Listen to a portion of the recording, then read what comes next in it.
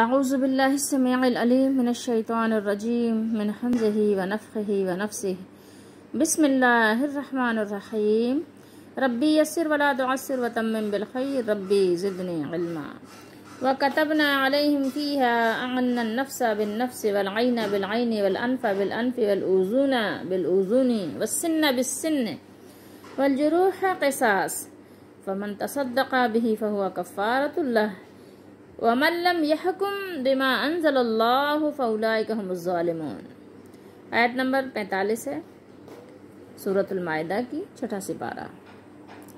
اور ہم نے تورات میں ان کے لیے لکھ دیا تھا کہ بے شک جان کے بدلے جان ہے، نفس کے بدلے نفس ہے، ٹھیک ہے، اور آنکھوں کے بدلے آنکھ ہے، یعنی آنکھ کے بدلے، یعنی اگر کسی نے ایک آنکھ آپ کی تو پھوڑی ہے تو اس کے بدلے ایک آنکھ ہے، اگر دو آنکھیں تو اس کے بدلے دو آنکھ ہے، تو آنکھ کے بدلے آنکھ اور ناک کے بدلے ناک ہے۔ عین کہتے ہیں آنکھ کو، اس کے علاوہ بھی اس کے معنی ہے چشمہ وغیرہ، اور انف کہتے ہیں ناک کو، ناک کے بدلے ناک ہے، اذن کہتے ہیں کان کو، کان کے بدلے کان ہے، والسن بالسن دانت کے بدلے دانت ہے، اس کو دانت کہتے ہیں سن۔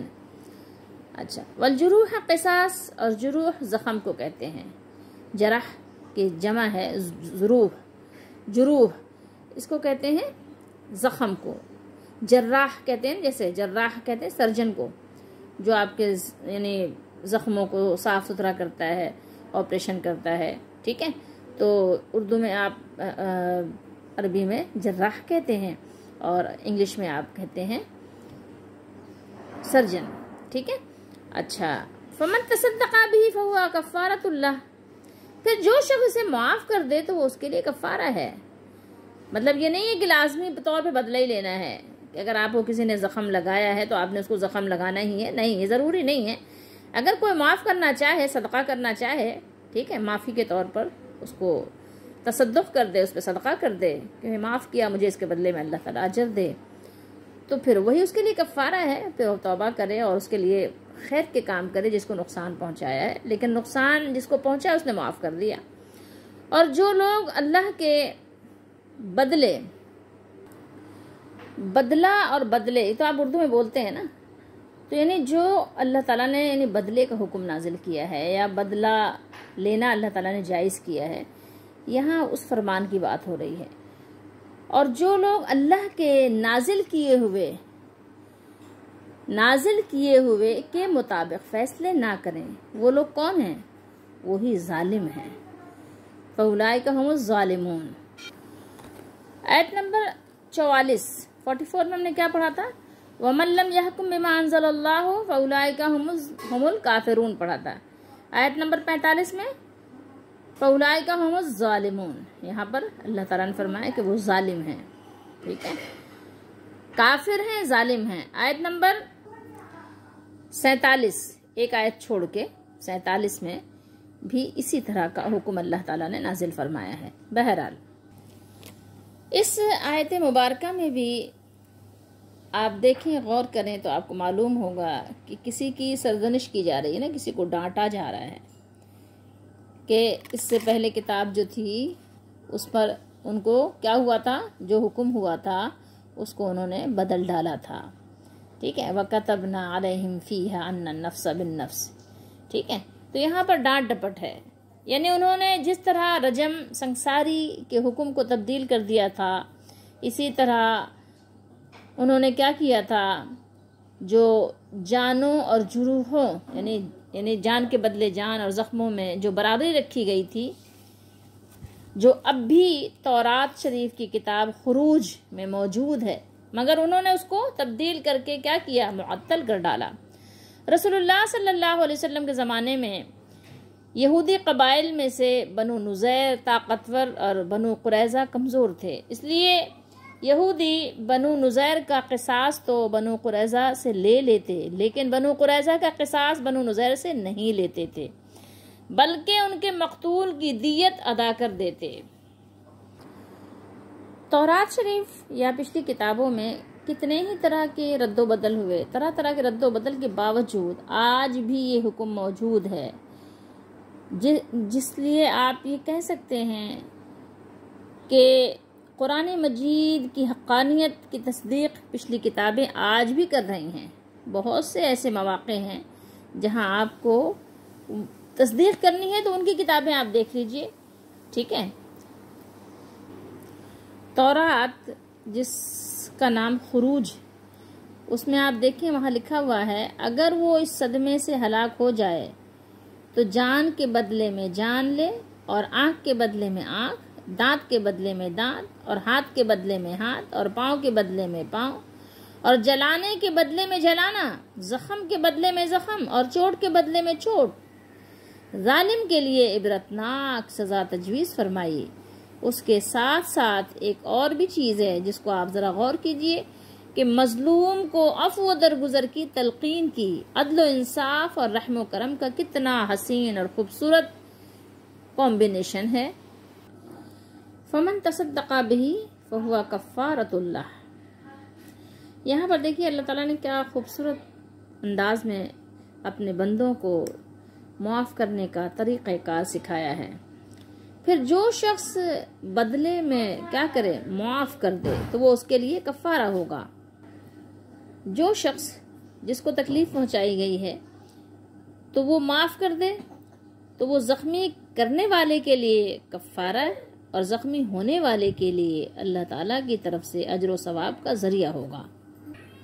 مسند احمد میں امام احمد نے حضرت عبادہ بن صامت رضی اللہ تعالیٰ عنہ کی روایت کو بیان کیا ہے کہ میں نے رسول اللہ صلی اللہ علیہ وآلہ وسلم کو بیان فرماتے ہوئے سنا، جس شخص کے جسم پر کوئی زخم لگا دیا جائے پھر وہ اسے معاف کر دے تو جس قدر اس نے معاف کیا ہوگا اسی قدر اللہ تعالیٰ اسے اس کے گناہوں کا کفارہ بنا دیں گے، یعنی اتنا ہی اللہ تعالیٰ بھی اس کو معاف فرما دیں گے۔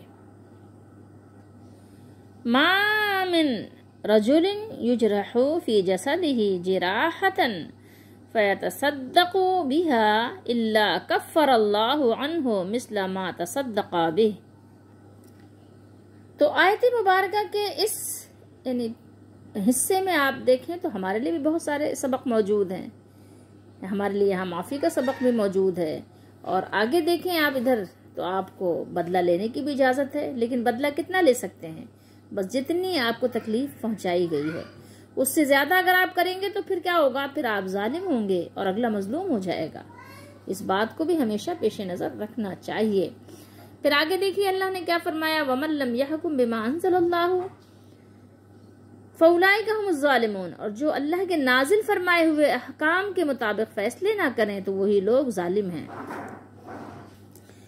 تو ایسے لوگ ظالم کیوں ہیں؟ ظالم اس لیے ہیں کہ انہوں نے جان بوجھ کر، جانتے بوجھتے ہوئے، اپنے ارادے سے سرکشی، بغاوت کرتے ہوئے انہوں نے اللہ تعالیٰ کے حکم کا انکار کیا۔ اسی لیے اللہ تعالیٰ نے یہاں پر یہ بات بیان فرمائی، کیونکہ انہوں نے اس معاملے میں مظلوم کو ظالم سے انصاف نہیں دلایا، جس میں اللہ تعالیٰ نے تمام انسانوں کے ساتھ عدل و انصاف اور مساوات کا حکم دیا ہے، نازل فرمایا ہے، مگر انہوں نے اللہ تعالیٰ کے حکم کی مخالفت کی، ظلم کی روش کو اختیار کیا اور ایک دوسرے پر زیادتی شروع کر دی۔ اس آیت مبارکہ میں ایک چیز بڑی قابل غور ہے۔ دیکھیے اللہ تعالیٰ نے ہر چیز میں بدلہ لینے کی اجازت دے دی، ہر چیز میں جتنا آپ کو نقصان پہنچا اتنا آپ اس سے بدلہ لے لیں جس نے آپ کو نقصان پہنچایا ہے، اور اس بدلے کو اللہ نے جائز قرار دے دیا، ٹھیک ہے، اپنے حکم میں۔ لیکن ایک چیز آگے جو آپ کو غور کرنے کی ہے وہ کیا ہے کہ لازم نہیں کیا کہ آپ کو لازمی بدلہ لینا ہے، بلکہ آپ کو رخصت بھی دی ہے کہ آپ چاہیں تو معاف کر سکتے ہیں۔ معافی کے لیے کیا چیزیں ہیں؟ دو چیزیں ہیں۔ ایک تو یہ کہ آپ صرف اللہ کے لیے معاف کر دیں تاکہ اللہ تعالیٰ ہمیں اور آپ کو معاف کرے، اور دوسرا یہ ہے کہ آپ کچھ لے کر معاف کر دیں، کچھ اس کا معاوضہ لے لیں۔ یعنی آپ یہ سمجھیے کہ کسی نے آپ کو کسی ایسے پتھر سے مارا جو آپ زخمی ہو گئے، یا کسی نے آپ کو چاقو سے مارا کہ آپ زخمی ہو گئے، کسی بھی طرح سے آپ کے آنکھ کو نقصان پہنچا دیا، آپ کے ہاتھ کو، جسم کے کسی بھی عضو کو نقصان پہنچا دیا، کوئی بھی پارٹ آپ کا خراب ہو گیا ہے دشمن کی وجہ سے، جس نے آپ کے ساتھ دشمنی کی، تو اس میں اللہ تعالیٰ نے آپ کو معافی کی گنجائش دی ہے، لیکن دو طرح سے معافی ہے۔ ایک معافی یہ ہے کہ آپ ایسے ہی فری فنڈ میں آپ معاف کر دیں اللہ کے لیے، اور دوسرا یہ ہے کہ کچھ لے کر بھی آپ معاف کر سکتے ہیں۔ آپ نے دانت نہیں توڑا، آپ کا دانت توڑ دیا تھا، لیکن آپ نے کہا یار اب دانت توڑ کر مجھے ملنا کیا، میرا دانت تو واپس نہیں آئے گا، میری آنکھ تو واپس نہیں آئے گی، یا میرا زخم تو واپس نہیں ہوگا، اب تو جو تکلیف اٹھانی تھی اٹھا ہی لی ہے میں نے، تو چلو یار میں نے معاف کیا اللہ کے لیے تاکہ اللہ میری خطاؤں کو معاف کرے، ٹھیک ہے۔ یہ تو بہت ہی خوبصورت بات ہے، لیکن اگر آپ چاہیں تو آپ کہیں کہ نہیں میں اس کے بدلے میں اتنا عوض لینا چاہتا ہوں، ایک جینوین ہو، یہ نہیں کہ انجینوین آپ جو ہے جتنا چاہیں تقاضا کر دیں، تو آپ جو ہے اس کے بدلے میں آپ کچھ رقم آپ جو اسلام نے مقرر کی ہے اس کے دائرے میں رہتے ہوئے آپ کہیں کہ بھائی مجھے اتنا جو ہے اس کا عوض دے دیا جائے، اتنا بدلہ دے دیا جائے، میں معاف کرنے کو تیار ہوں۔ دیکھیے اس میں آپ کو میں ایک حدیث شریف بھی دکھا دیتی ہوں، بخاری شریف ہے، کتاب الصلح فی الدیہ، ٹھیک ہے۔ دیت کہتے ہیں نا بدلے میں کوئی چیز جو آپ لے لیتے ہیں، عوض لے لینے کو دیت کہتے ہیں، قصاص کہتے ہیں بدلہ لینا اسی چیز میں، ٹھیک ہے۔ تو یہ بخاری شریف ہے، حدیث نمبر آپ دیکھ لیجئے 2703 ہے حدیث نمبر۔ حضرت انس رضی اللہ تعالیٰ عنہ نے بیان کیا کہ نضر کی بیٹی، یہ نام ہے ربیع، یہ رضی اللہ تعالیٰ عنہ نے ایک لڑکی کے دانت توڑ دیے، ہو جاتا ہے کچھ ہو گئی ناراضگی اور کچھ ایسا مار دیا کہ دانت ہی ٹوٹ گیا، اس پر لڑکی والوں نے تاوان مانگا، اور ان لوگوں نے جس بچی کا دانت ٹوٹا تھا اس کے گھر والوں نے کہا کہ مجھے تاوان چاہیے، تاوان مانگا، ٹھیک ہے، کیونکہ ظاہر ہے جان تو نہیں لی تھی، صرف دانت توڑا تھا نا، جان کے بدلے میں جان ہے، تو جان تو نہیں، تاوان مانگا۔ ان لوگوں نے معافی چاہی، لیکن معاف کرنے سے انہوں نے انکار کر دیا کہ انہیں معاف نہیں کریں گے۔ چنانچہ نبی کریم صلی اللہ علیہ وآلہ وسلم کی خدمت میں حاضر ہوئے تو آپ صلی اللہ علیہ وآلہ وسلم نے بدلہ لینے کا حکم دیا، یعنی ان کا بھی دانت توڑ دیا جائے، ٹھیک ہے، جس نے دانت توڑا ہے ان کا بھی دانت توڑ دیا جائے۔ انس بن نضر رضی اللہ تعالیٰ عنہ نے عرض کیا یا رسول اللہ صلی اللہ علیہ وسلم، ربیع کا دانت کس طرح توڑا جا سکے گا؟ نہیں، اس ذات کی قسم جس نے آپ صلی اللہ علیہ وسلم کو حق کے ساتھ مبعوث فرمایا ہے، اس کا دانت نہیں توڑا جائے گا۔ آپ صلی اللہ علیہ وآلہ وسلم نے فرمایا، انس، کتاب اللہ کا فیصلہ تو بدلہ لینے یعنی قصاص ہی کا ہے، قصاص لیا جائے گا، ٹھیک ہے، اس وقت دیت کا حکم نہیں آیا تھا، اس لیے آپ صلی اللہ علیہ وسلم فرمایا کہ کتاب اللہ یعنی اللہ کی کتاب میں تو کیا ہے، بدلہ لینے کا ہی حکم ہے، یعنی قصاص تو آپ نے دینا ہے، دانت توڑا ہے تو اس کے بدلے میں دانت توڑا ہی جائے گا۔ چنانچہ یہ لوگ راضی ہو گئے اور معاف کر دیا۔ پھر آپ صلی اللہ علیہ وسلم نے فرمایا، اللہ کے کچھ بندے ایسے ہیں کہ اگر وہ اللہ کی قسم کھا لیں تو اللہ تعالیٰ خود ان کی قسم پوری فرما دیتے ہیں۔ اللہ کے رسول صلی اللہ علیہ وسلم نے فرمایا، یعنی کچھ ایسے اللہ کے بندے ہیں کہ اگر وہ اللہ تعالیٰ کی ذات گرامی کو قسم دیں تو اللہ تعالیٰ ان کی قسم کو ضرور پورا فرما دیتے ہیں۔ یعنی کیسے لوگ ہیں وہ، کیا یعنی اللہ کے نزدیک ان کی قدر ہے، کیا ان کی مطلب یعنی کہنا چاہیے کہ اللہ تعالیٰ کے نزدیک عزت افزائی ہے کہ اللہ تعالیٰ ان کی قسم کو پورا فرما دیتے ہیں۔ اللہ اپنے کرم سے ہم لوگوں کو بھی ان میں شامل فرمائے۔ تو انس بن نضر رضی اللہ تعالیٰ عنہ کا شمار بھی ان لوگوں میں تھا کہ انہوں نے قسم کھا لی، تو جس بچی کا دانت توڑا گیا تھا وہ لوگ راضی ہو گئے کہ کچھ یعنی عوض لے کر، بدلہ لے کر دیت کے ذریعے سے معاف کر دیں، اور ان کی پھپھی کا دانت نہیں توڑا جائے۔ ان کی پھپھی نے دانت توڑے تھے تو ان کی پھپھی، انہوں نے اپنی پھپھی کے لیے قسم کھائی کہ میرے پھپھی کے دانت نہیں توڑے جائیں، تو اللہ تعالیٰ نے معافی کا بھی اعلان فرما دیا، اور اللہ تعالیٰ نے دیت کا حکم بھی نازل فرما دیا کہ آپ قصاص تو ہے، لیکن قصاص کے علاوہ اللہ نے دیت بھی رکھی ہے کہ اگر آپ کے ساتھ زیادتی ہوئی، آپ کو کوئی نقصان پہنچایا گیا ہے، تو آپ بجائے اسی طرح کا نقصان پہنچانے کے آپ اس کا فدیہ لے لیں، دیت لے لیں اور اس کو معاف کر دیں۔ تو اللہ تعالیٰ نے اپنے بندے کی اس طرح قسم بھی پوری کر دی اور آسانی کا حکم بھی نازل فرما دیا۔ اب میں اور آپ غور کریں، اس ایک ہی آیت مبارکہ میں ہمارے لیے کتنے سبق موجود ہیں۔ اگر آپ غور کریں تو آپ کو معلوم ہوگا، اور اگر ہم اس پر غور نہیں کرتے تو ظاہر ہے عمل بھی ہمارا نہیں ہے۔ آپ دیکھیں کہ اوپر سے نیچے تک، ٹاپ ٹو باٹم، کوئی بھی اس پر عمل کرنے کو تیار نہیں ہے فی زمانہ الا ماشاء اللہ۔ تو اب آپ بتائیے کہ جب اس پر عمل نہیں ہو رہا ہے تو پھر کس فہرست میں آپ کا شمار ہے؟ ظالموں میں یا عادلوں میں؟ آپ ذرا غور کیجئے گا اس پر، بار بار سوچئے گا، بار بار سوچئے گا کہ آپ بتائیے کہ ہم لوگ کیا بدلہ لے رہے ہیں؟ نہیں لے رہے ہیں۔ کس طرح کا بدلہ لے رہے ہیں؟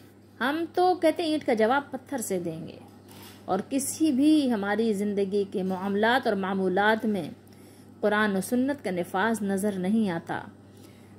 اب بتائیے کہ جب آپ کا شمار ظالموں میں ہو تو پھر اللہ کی رحمت کیسے آئے گی؟ ظالموں پر تو اللہ کی رحمت نہیں ہوتی۔ تو مجھے اور آپ کو بہت زیادہ اور بار بار غور کرنا ہے ان آیات پر۔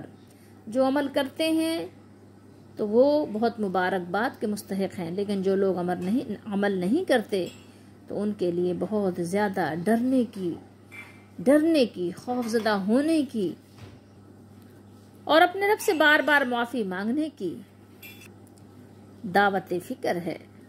آئیے اللہ سے معافی مانگیے اور اپنے آپ کو درست کیجیے۔ آپ کا شمار اگر حکمرانوں میں ہوتا ہے، آپ کس طبقے میں آپ کا شمار ہے؟ حکمرانوں میں ہے، عوام الناس میں ہے، یا کسی عہدے سے آپ کا تعلق ہے؟ آپ دیکھیے کہ آپ کس حد تک قرآن کو اپنے اوپر یا اپنے بستی پر، اپنے معاشرے پر، اپنے رعایا پر نافذ کر رہے ہیں، کس حد تک آپ نافذ کر سکتے ہیں، کس حد تک آپ کا اثر و رسوخ ہے۔ اور اگر پھر بھی آپ نہیں کرتے تو آپ جان لیجئے کہ آپ کا شمار ظالموں میں ہوگا، اور اللہ کے قانون کو کوئی بدل نہیں سکتا۔ اللہ کا قانون اپنی جگہ اٹل ہے، اس کو کوئی ہلا نہیں سکتا۔ ہمارے قوانین ایسے بنے ہوئے ہیں کہ نقصان کسی کا ہو، پیسے کسی اور کو ملتے ہیں۔ آپ چلے جائیں کسی بھی ادارے میں، ٹھیک ہے، جو ادارے آپ کے تحفظ کے لیے ہیں، آپ غور کر لیں، دیکھ لیں، کچھ کہنے کی بات نہیں ہے، چاہے وہ پولیس کا ادارہ ہو، چاہے وہ اس سے اوپر کا ادارہ ہو یا اس سے نیچے کا ادارہ ہو، آپ غور کر لیں، نقصان آپ کا ہوگا، پیسے بھی آپ نے دینے ہیں۔ اگر آپ نے پیسے نہیں دیے تو آپ کے نقصان کو بڑا کر دیا جائے گا۔ آپ بے قصور ہوں گے تو آپ کو قصوروار ٹھہرا دیا جائے گا۔ کیوں؟ اس لیے کہ آپ نے پیسے نہیں کھلائے۔ اگر آپ پیسے نہیں کھلائیں گے تو آپ باوجود یہ کہ آپ بے قصور ہیں، آپ مجرم ہو جائیں گے، آپ مجرم ہو جائیں گے، آپ کو سزا دے دی جائے گی، آپ کو نقصان پہنچایا جائے گا، ایسا نقصان پہنچایا جائے گا کہ جس کا آپ ازالہ ہی نہیں کر سکتے، جس کو آپ برداشت ہی نہیں کر سکتے۔ لازماً آپ کو لوگوں کو رشوت دینی ہوگی، لوگوں کا پیٹ بھرنا ہوگا، آپ کو پیسے جگہ جگہ لٹانے ہوں گے، خرچ کرنے ہوں گے، کبھی اپنی عزت بچانے کے لیے، کبھی اپنی جان بچانے کے لیے، کبھی آپ کو اپنے یعنی جسم کے اعضاء کو تکلیف سے بچانے کے لیے آپ کو لوگوں کو پیسے دینے پڑیں گے۔ آپ کے تحفظ کرنے والے اداروں کو جب تک آپ پیسے نہیں دیں گے، آپ کی جان بخشی نہیں ہوگی۔ آپ سوچیں، ذرا غور کریں کہ ہم قرآن مجید کی آیات پر کتنا عمل کر رہے ہیں۔ تو اگر عذاب نہیں آئے گا تو کیا ہوگا؟ کیا آپ اور میں رحمت کے مستحق ہیں؟ اللہ کو تو ناراض کر رہے ہیں، اللہ کے حکم کی تو کہیں بات ہی نہیں ہو رہی ہے۔ اگر آپ کو کوئی نقصان پہنچا دے، کوئی ایسی جگہ نہیں جہاں آپ جا کر اپنے نقصان کا مداوع کر سکیں، اپنے نقصان کو پورا کر سکیں۔ آپ اور میں جس دنیا میں رہتے ہیں وہ ظلم سے بھر چکی ہے، ہر طرف ظلم کا بازار گرم ہے، اور اسی لیے آپ دیکھیے کہ کسی کو بھی سکون میسر نہیں ہے، کوئی سکون میں نہیں ہے۔ پیسے تو لوگوں نے بہت کمائے ہوئے ہیں، سکون کا سامان تو بہت جمع کیا ہوا ہے، آسانیوں کے سامان تو بہت مہیا ہیں، لیکن زندگی سے سکون جا چکا ہے۔ کسی کو بھی سکون کی نیند نہیں آتی، سب بے چین ہیں، سب پریشان ہیں، اور ہر طرف سے عذاب الہی کا ایک کہنا چاہیے ایک جھونکا آ رہا ہے ہر طرف سے۔ غور کرنے کا مقام ہے۔ اب بھی اگر تائب نہ ہوئے تو کب تائب ہوں گے؟ اب تو مشکل ہی ہے۔ چیدہ لوگ ہوں گے جو اپنے عمل پر غور کرتے ہوں گے، ورنہ تو ظاہر ہے امام مہدی کا ہی انتظار ہے کہ وہی آئیں گے تو سدھار آئے گا، وہی آئیں گے تو ظاہر تلوار اٹھائیں گے، اور کتنے لوگ ان کے ساتھ ہوں گے اور کتنے لوگ ان کے خلاف ہوں گے، یہ تو وقت اور حالات ہی بتائیں گے۔ لیکن یہ ہے کہ ہمیں سب کی فکر کرنے سے پہلے اپنی فکر کرنی ہے کہ ہم کتنے پانی میں ہیں۔ اللہ تعالیٰ ہم سب کو محافظ ہو، اللہ ہم سب کی حفاظت فرمائے، اور ہمیں اللہ تعالیٰ قرآن و سنت پر جتنا ہم کر سکتے ہیں انفرادی طور پر کم از کم اپنی ذات پر قرآن و سنت کو نافذ کریں، اور اگر کوئی غلطی ہو جائے تو اس کا ازالہ دنیا ہی میں کر لیں بجائے اس کے کہ آخرت میں پکڑے جائیں۔ اللہ تعالیٰ ہم سب کا حامی و ناصر ہو، ہماری دستگیری فرمائے۔